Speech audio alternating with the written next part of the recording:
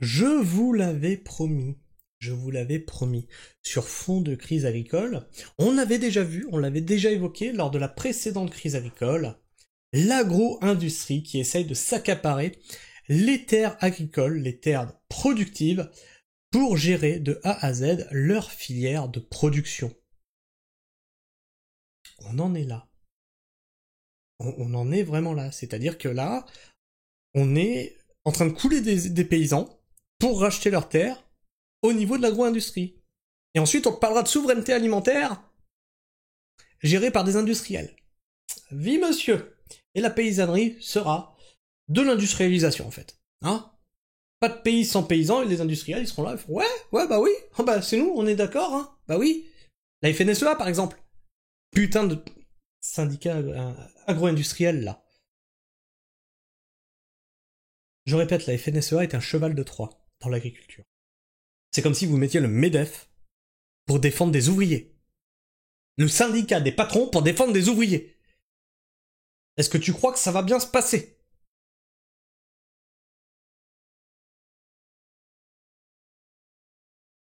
En quête de sécurité pour son approvisionnement, l'agro-industrie a l'assaut des champs.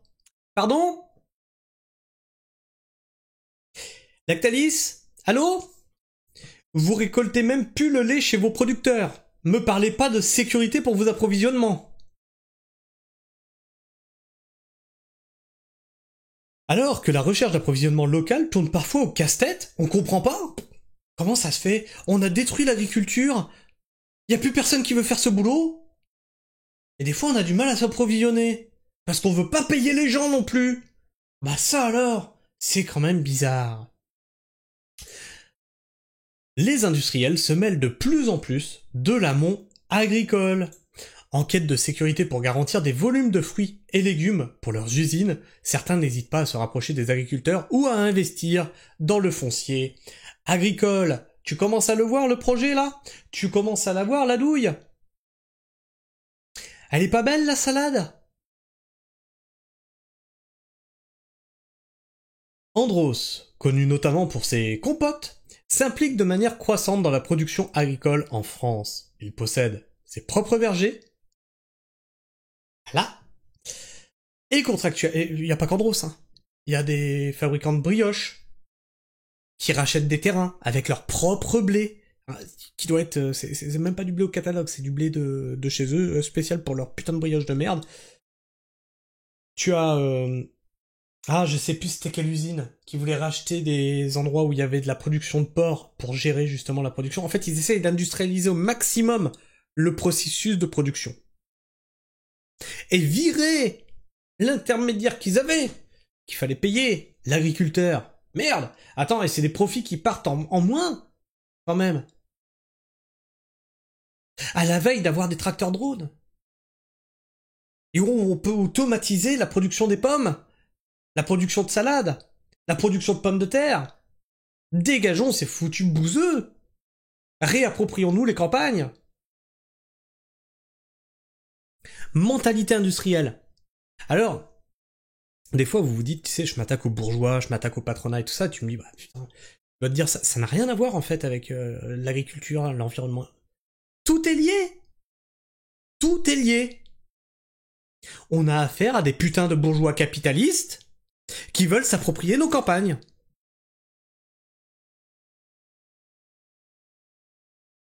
Il possède ses propres vergers et contractualise à long terme avec des producteurs français. Un moyen de décoper le navire de la souveraineté alimentaire. Voilà. Voilà, je vous avais dit qu'ils allaient nous la mettre celle-là. On parle plus d'agriculture. Le dernier ministre de l'agriculture avait commencé à changer les mots et puis parler d'agriculture mais de souveraineté alimentaire. Et je vous avais dit faites gaffe à ce mot. L'agriculture disparaîtra et on va vous parler de plus en plus de souveraineté alimentaire. Qui aurait pu deviner? Qui aurait pu deviner? J'ai pas fait l'ENA. Je me suis arrêté à un CAP menuisier. Et ensuite j'ai repris des études, un niveau bac, tu vois. J'ai le niveau bac. Je suis pas bachelier, j'ai le niveau bac. Voilà. C'est bizarre qu'un gueux comme moi l'ait vu arriver comme ça, gros comme une maison. C'est étrange. On l'a pas vu venir. Un moyen d'écoper le navire de la souveraineté alimentaire qui prend l'eau. Selon France Agrimaire, les fruits français ne couvrent en effet plus que 63% de la consommation nationale. Putain. En gros, je vous la fais courte. Les 27% qui viennent ajouter à ça sont des putains d'importations. C'est-à-dire que là, on a un État, on a un gouvernement qui a dit « j'ouvre grand les vannes » aux importations, et après ils se disent « merde, c'est surprenant ça quand même ». Les fruits français ne représentent plus que 63% de la consommation. Donc, ça veut dire que les Français consomment moins de fruits français. Ah, donc on peut saccager ce secteur-là. Voilà. Tout est lié. Le fruit reviendra en France car nous disposons d'usines de transformation tranchées Florian Delmas, le président d'Andros. Voilà. Pour sauver le fruit. Transformons-le. On a ouvert le marché agricole à la concurrence déloyale en inondant le marché de produits venus de pays étrangers. Et là, on te dit que c'est les usines qui vont sauver les filières fruitières. C'est pas génial, ça? Elle est pas belle, la salade? Non, c'est magnifique. Oh, c'est magnifique. C'est tellement beau. Lors d'une conférence organisée par l'association La Ferme Digitale. Oh putain. Tu le vois, là. La Ferme Digitale. Quand je vous dis qu'ils vont tout automatiser. Tu sais ce que c'est qu'une machine numérique? Parce qu'en fait, ils ont pas mis numérique, ils ont mis digital, mais ça veut dire la même chose. Une machine. Je te laisse chercher. Cherche machine numérique sur Google, tu vas voir. Moi, j'ai travaillé dessus. C'est une machine où tu rentres un programme dedans et puis tout se fait tout seul. Alors, il faut que tu saches corriger ce programme. Mais sinon, tout se fait tout seul. Donc, il a dit ça fin mai. Mais il y a des conditions préalables. Baisser le recours aux intrants chimiques et parer au coût, au manque de disponibilité de la main-d'œuvre. Payer 15 € en France contre 6 € dans le sud de l'Espagne. Oh merde alors! Et les agriculteurs auxquels vous rachetez les fruits en dessous du prix de production, comment on fait? Tiens, puis regarde d'autres choses qui vont s'accaparer. Les industriels. La PAC. La putain de PAC. Nous rapatrions les productions grâce à la mécanisation. Nous avons par exemple conçu des moissonneuses pour la récolte de fruits. Besoin de moins de personnel. Et ils automatiseront au final ça. Les tracteurs drones, ça existe déjà. Si. Nous avons par exemple conçu des moissonneuses pour la récolte des fruits. Une stratégie qui répond aussi à une logique financière. La chaîne alimentaire est contrainte sur le plan de la rentabilité. Il y a peu de possibilités de créer de la valeur, seulement de se la répartir. Donc on dégage le producteur. Dès lors, il y a 3 voies, le libéralisme, la contractualisation, la désintermédiation. Et ils ont choisi la 3e voie, c'est-à-dire enlever un intermédiaire, le producteur, le paysan. Nous avons choisi la dernière, sans sourciller. Je vous rappelle, on a traité sur la chaîne de ce PDG qui disait en France, moi je veux voir 50%... pas en France. C'est au Canada, je crois. Je veux voir 50% de chômage. Et que les ouvriers remercient leur patron de leur donner du boulot. Ils vous méprisent. Ils vous putain de méprisent. Le combat de classe, c'est un combat à mort. Tu le vois pas, là? Alors après, on dira, mes mots sont violents. C'est écrit en toutes lettres. Le compotier n'est pas le seul à faire le pari de l'intégration verticale pour sécuriser une partie de son approvisionnement.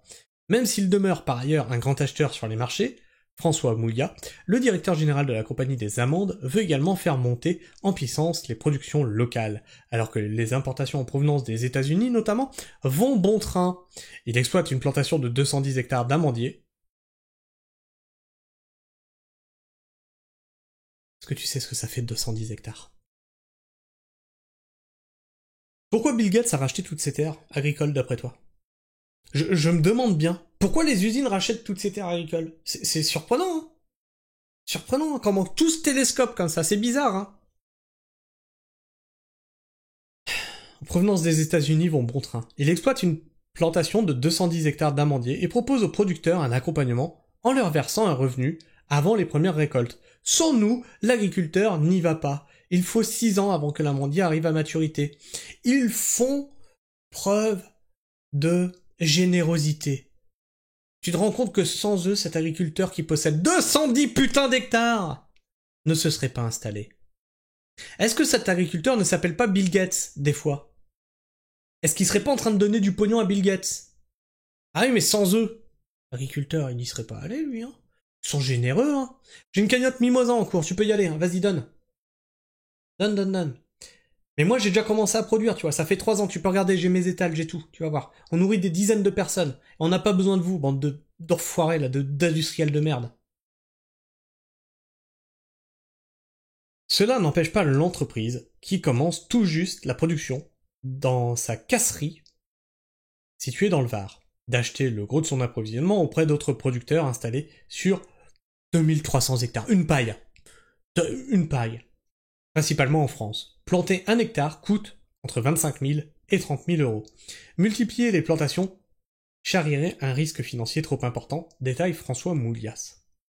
Mais ces 210 hectares nous permettent d'avoir un meilleur contrôle sur la qualité, véritable enjeu pour la filière. L'industriel a la main sur le cœur. Ah non, sur le cahier des charges, pardon. A la main sur le cahier des charges et s'assure que la production est conforme à ses besoins. Les vertus d'une intégration complète. Cette pratique a tendance à se répandre. Les vergers dédiés se développent, constate Adrien Marie. Et on a le même dans le marché du luxe. C'est je sais plus quel parfumier a racheté des champs pour sa production de plantes odorantes. Constate Adrien Marie, le président de l'AFIDEM, l'interprofession des fruits destinés à la transformation. Même la filière pomme semble gagner par ce rapprochement avec les industriels. Apparu il y a 20 ans par exemple chez Andros ou Materne, ce modèle de verger dédié qui représente désormais entre 15 000 et 20 000 tonnes, était en voie d'être abandonné, en raison d'un manque de performance économique, rappelle Pierre Vantaux. Voilà ce qui les intéresse. Le pognon, l'économie, il faut que ce soit putain de rentable. On est des industriels, s'il faut qu'on dégage de la main-d'œuvre, on en dégagera. Il faut payer les actionnaires. Nourrir les gens, on s'en branle en vérité.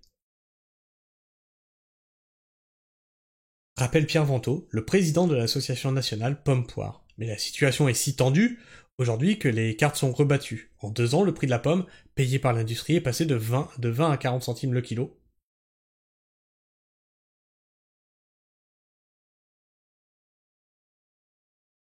Bon.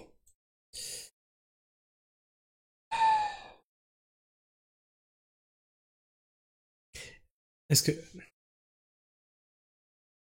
que tu penses qu'un agriculteur qui vend 1 kilo de pommes à 20 centimes vit de son activité?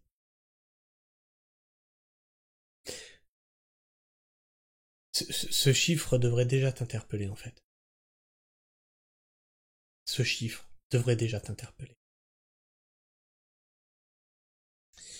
La production française de pommes est pourtant importante, s'élevant à près de 1,5 million de tonnes, donc comme elle est importante, on devrait payer quand même moins cher. On devrait même payer les industriels pour nous débarrasser de toutes ces pommes, dont environ 20% sont accaparés par la transformation. Mais ces dernières années, les industriels ont plus de mal à s'approvisionner, souligne Victoire Cassignol, la directrice générale de l'Association nationale interprofessionnelle des fruits et légumes transformés, Annie Felt. La pomme est d'abord destinée au marché de bouche, les rayons fruits, supermarché, note de la rédaction. Donc petit rappel, quand vous payez vos pommes 3 € le kilo sur l'étal, disons c'est un bon prix. Vous donnez 2,80 € de marge au supermarché. Il n'y a que 20 centimes qui va au producteur. 20 centimes.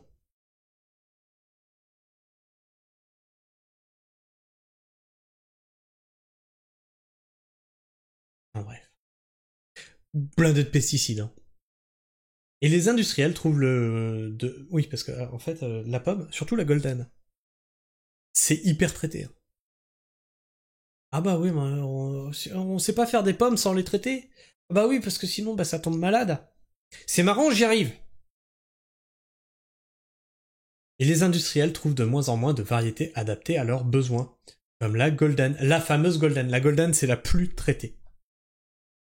D'autant que l'industrie de la compote est concurrencée par celle des jus de fruits, qui, ne disposant plus de suffisamment d'oranges, se reportent sur les pommes. Réinvestir ce type de production redevient intéressant pour les transformateurs. Apporter du volume aux usines. D'autres raisons structurelles poussent les industriels à s'immiscer dans les parcelles. Je vais t'en immiscer une, moi, quelque part. Nous observons le développement d'une intégration verticale douce. C'est pas brutal, c'est en douceur. On dégage le paysan comme ça, mais tout doucement. Tout doucement, on lui dit dégage, casse-toi. Non mais vas-y, c'est bon. Voilà, c'est bon. T'es parti? Bon, ta parcelle est à moi. D'une intégration verticale douce, avec des conseillers industriels de plus en plus présents chez les agriculteurs.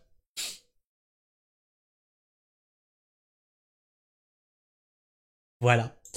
Quand tu commences à avoir des conseillers industriels chez toi, c'est qu'il y a quelque chose qui va pas. Une des raisons pour lesquelles on a refusé le bio. Parce que quand on s'est renseigné pour avoir le bio, on nous a dit oui, mais il faut qu'on ait accès au terrain, faut que ceci, faut que cela. En gros, il fallait vivre avec eux, c'est eux qui te disaient ce qu'il fallait que tu fasses sur ton propre terrain. On leur a dit non, non, non. On refuse le label, c'est bon. On fera sans. Indique Jean-Marie Serroni, agroéconomiste. Oh tiens! Oh bah encore un job qui sert à rien. Je connaissais les économistes. Je connaissais les agronomes. Et maintenant on a les agroéconomistes! C'est le cas dans la filière laitière. La fameuse filière laitière. Oh bah ça alors, on l'a traité hier. Tu vois, quand tu commences à avoir des industriels qui commencent à venir sur l'exploitation, quand tu commences à avoir des agroéconomistes qui viennent sur l'exploitation, tu te finis avec ton lait qui est racheté en dessous du prix de production, et pire, tu te retrouves avec ton lait qui est pas repris. Ah bah on a décidé que non, on arrêtait de te prendre ton lait. Voilà ce que c'est.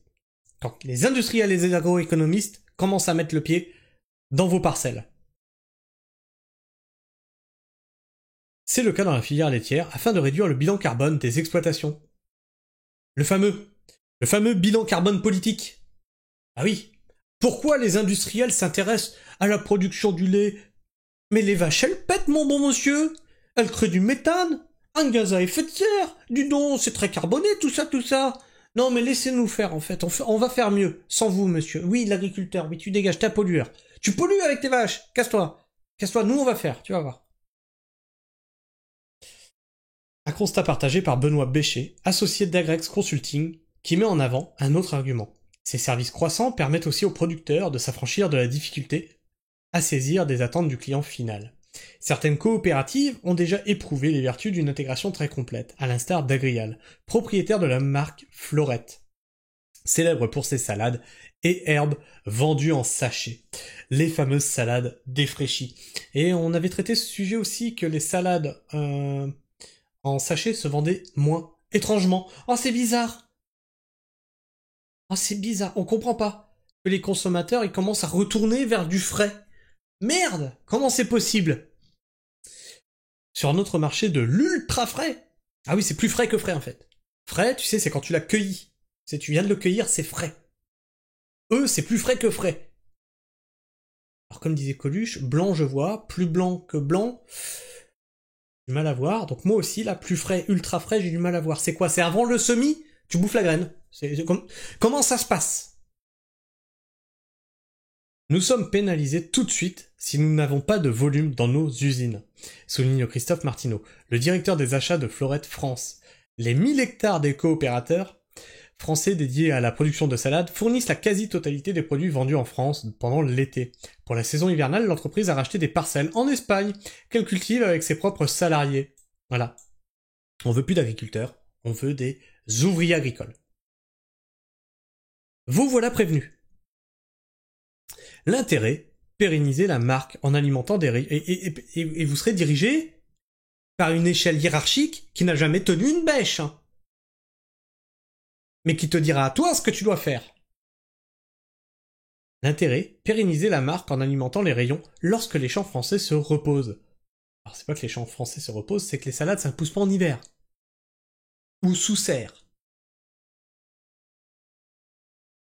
Florette contrôle ainsi toute la chaîne de production, dispose d'une taille critique et peut miser sur la mécanisation afin de faire face au recul du nombre de maraîchers au nord des Pyrénées. Et les échanges vont dans les deux sens, affirme Christophe Martineau. La mâche nantaise se vend très bien en Espagne, tu vois, ils sont généreux. Ils sont généreux. Attends, les champs de mâche française, rassure-moi, c'est un paysan qui les... Ah non, c'est encore tes parcelles, c'est bien. Donc en fait, on exploite là-bas, et puis on leur vend notre marchandise aussi là-bas, mais ça marche. C'est bien. Ça marche dans les deux sens. Pour nous. C'est trop bien. Une sauce tomate au parfum de Provence. Des tomates françaises... Attends, ça fait partie de l'article, ça? Des tomates françaises jusque dans la sauce. Moins de 15% des produits transformés contenant de la tomate proposent des pulpes d'origine française. Trop peu pour André Bernard, agriculteur et président de la Sonito. Voyez, toujours vous méfier, là. C'est comme Arnaud Rousseau, là, président d'Avril. Méfiez-vous de ces agriculteurs qui sont présidents d'usines agro-industrielles, qui regroupent des producteurs et industriels de première transformation de la tomate. Ils s'activent pour faire monter en puissance la filière via le projet Tomate. Objectif, couvrir 35% de la consommation nationale en 2035. Non pas de tomates, mais de produits transformés. Non pas de tomates de qualité, non. Pas de tomates gustatives, non. Pas de tomates non traitées, non. 35% de tomates, c'est tout. Pour cela, ils misent sur une meilleure compétitivité des exploitations. Nos agriculteurs crèvent, tu m'expliques comment ? Le projet vise notamment à financer 15 méthaniseurs afin de faire baisser les coûts de production en allégeant les dépenses en engrais. Donc en fait, ce qui paye la production, c'est les méthaniseurs. La tomate est un déchet. C'est pas ça qui fait vivre l'agriculteur. C'est le méthaniseur. C'est comme ce que je vous disais sur les panneaux solaires. On a des agriculteurs qui mettent des panneaux solaires et qui finissent par arrêter les cultures parce que, après tout, les panneaux solaires, c'est assez rentable. Afin de faire baisser les coûts de production en allégeant les dépenses en engrais, des légumineuses plantes qui permettent d'enrichir le sol en azote seront aussi intégrées dans les rotations. Ils font de la permaculture, en fait. Alors non. Vidéo ce matin. La permaculture, c'est ça. Hein. Faire un monde soutenable. T'as l'impression que c'est soutenable, ça ? Truc détenu par les industriels ? Le projet en phase de test est très ambitieux. Il prévoit le développement d'une usine de première transformation capable de produire des dés de tomates afin de livrer plus facilement l'industrie. Alors moi, j'irai encore plus loin que vous. Parce que là, vous devez encore couper la tomate en dés. Essayez de produire des tomates directement carrées. Plus vite. 3 coopératives, Val-Soleil, Agrial et CAPL, sont associées aux discussions. Les producteurs attendent beaucoup du projet mené par Panzani, qui a annoncé son intention d'implanter une usine de sauce tomate dans le Vaucluse. Engagé pour l'origine France, l'industriel souhaite progressivement remplacer les pulpes étrangères de ces sauces par de la pulpe locale. Non. Tu vois, ils sont en train de transformer les mots.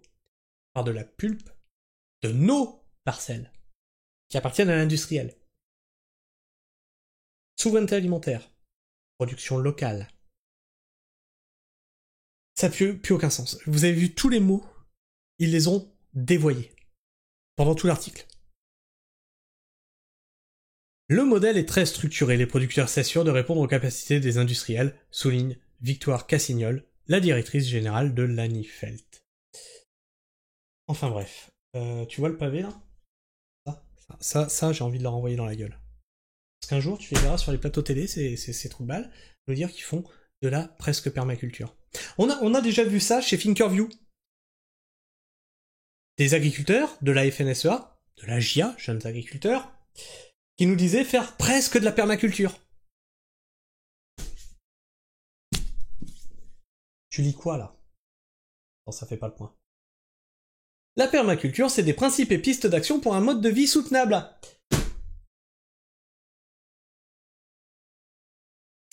J'ai plus quoi dire.